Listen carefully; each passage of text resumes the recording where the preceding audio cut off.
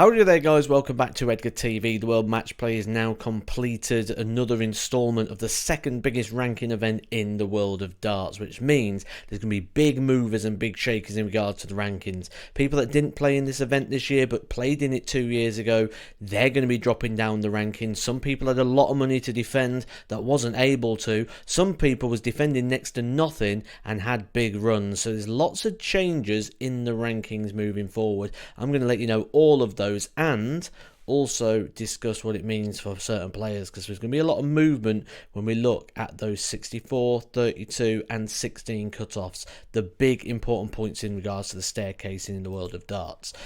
As low as 68 has been affected. Adrian Lewis didn't play in this event, hasn't played for a while, he's just dropping money off all the time. He's out of the 64 and he looks likely he's going to lose his card. Dylan Sleman goes at one place as a beneficiary.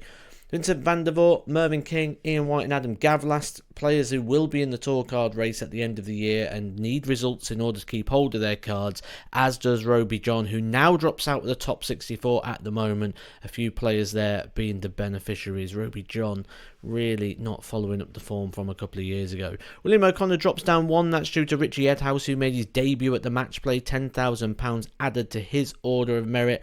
Mike De Decker wasn't even in the event, but still managed to go up 3 places with Rids, Hybrex and Rasma. Remember, before the event even started, we did have a look at those players who'll be dropping, so there will be beneficiaries that was in or not in the event, either way round. Brendan Dolan went out in the first round. Barneveld gained because Barneveld wasn't defending anything from a couple of years ago, so the £10,000 that he picked up at this event means that he jumps Brendan Dolan, goes back to World 28, which I think is good going for Raymond. Luke Littler continues to add on to his. He's still got a good sort of 18 months where he's not going to be defending anything, so everything he picks up is going to go on to his ranking, which means Luke Littler is just going to continue to go up and up in regards to the rankings, because he's in all those big major events. He's in the European Championships, he's in the Players Championships, he's seeded for the Worlds, he'll be in the Grand Prix, so he's guaranteed to be adding money to his order of merit. Even if he doesn't win another single game for the rest of the year, it's likely that he's going to move very close to that top 16. It's unlikely he's not going to win another game. I think it's pretty much a certainty that Luke Littler will be in the world's top 16 come the end of the year.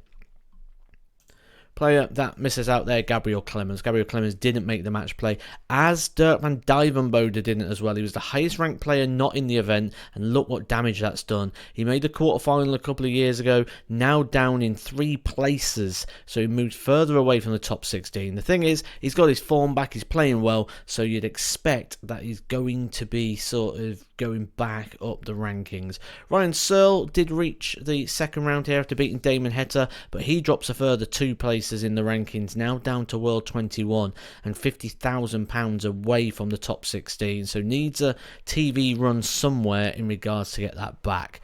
But when we look forward and we look ahead, James Wade, now the world number 18, back up 4 places, are due to reach in the semi-final at Blackpool. But take a look at this. This is the important thing. Season 2022, this is what he's defending. He's defending £54,000. Only 15% of James Wade's money he needs to defend. Now, we know he's got £15,000 for the Worlds, £3,000 for the Players' Championship finals. He's going to be in the Grand Prix, you should suspect. So we know he's going to defend around about £25,000 of that before he even throws another dart.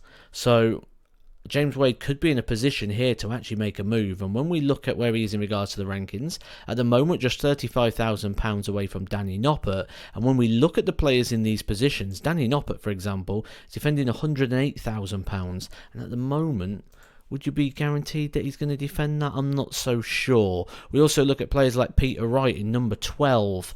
He's going to be defending £144,000, 30% of his prize money up for grabs. That would see him in there rivaling with James Wade as well. Peter Wright, £144,000, take that off his order of merit. He's going to guarantee to defend some of it, but when you look there, potentially £400,000 as things stand, that would see Peter Wright potentially out of the top 16 come the start of January, certainly if his form does not pick up. Stephen Bunting He's hardly defending anything as well. £21,000. If his form continues like he has this season, he's going to just strengthen his place inside the top 16.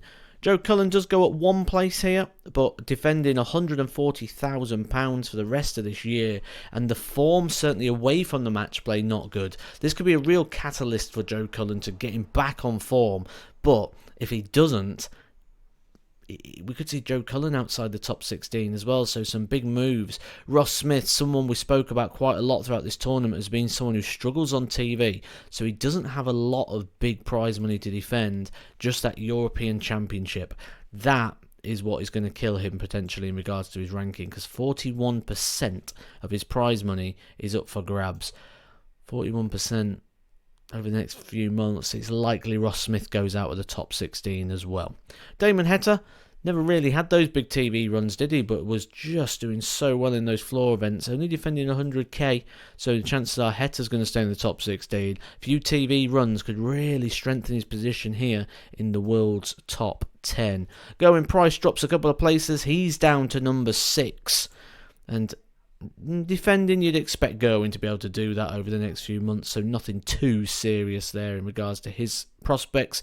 Rob Cross up 2 places, position number 4, that would guarantee him Premier League, and only got 25% of his prize money still to defend. Michael van Gerwen, despite reaching the final of this event, he does not benefit in a way in regards to his position in the tournament. Michael Smith jumping up to position number 2 with Van Gerwen down to number 3. Luke Humphries, he was always going to stay number 1, winning this on top of everything else, £200,000. He was only defending £10,000 coming into this event. Again, you'll remember that from the video I made before this all started, so make sure you subscribed. You know to keep an eye out if you've hit that subscribe button. Luke Humphries, £200,000, adds 190,000. He solidifies himself as the world number 1 and probably is now going to be the world number 1. I'd say for the best part of a couple of years now, we're going to have a world number 1 that holds on to that position due to the amount of major titles he's won, and also having the 2 biggest ranking titles on his CV, that being the World Championship and the World Match Play. Dominating the sport, isn't he?